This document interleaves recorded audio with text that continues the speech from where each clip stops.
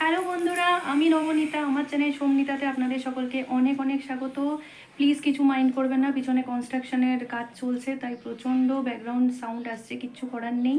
আজকে আবার একটা নতুন ব্লগ নিয়ে এসেছি আপনাদের জন্য। আজকে আবার সোম একটা স্পেশাল রান্না করবে। আজকে চিকেনের একটা রেসিপি আমরা শেয়ার করব। আশা করি আপনাদের দেখতে ভালো লাগবে। কী মেনু সেটা, কী রান্নার রেসিপি সেটা এখন আমি শেয়ার করব না। যখন ও বানাবে তখন আমি বলে দেবো যে কী রেসিপি আজকে আমরা বানাচ্ছি বা সোম বানাচ্ছে।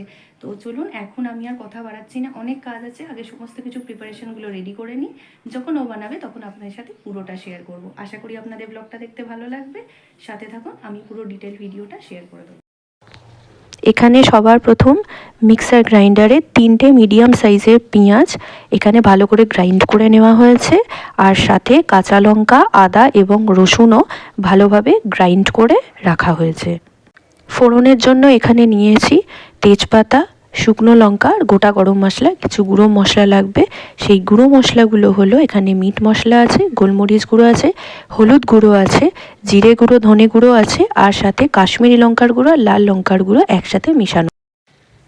মাংসটা ভালো করে ধুয়ে ম্যারিনেট করার জন্য সবার প্রথম আগে পেঁয়াজ বাটাটা এখানে অ্যাড করা হচ্ছে।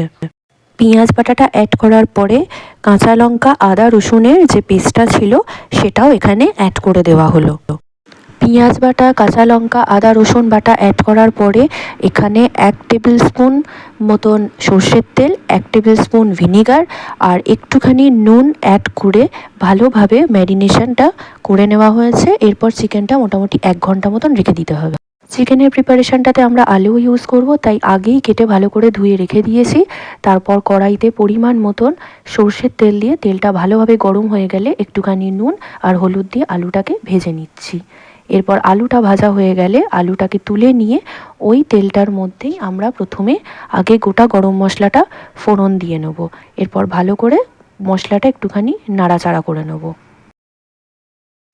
ফোড়নটা ভাজা হওয়ার পরে একটুখানি সামান্য চিনি অ্যাড করা হয়েছে যাতে কালারটা ভালো আসে।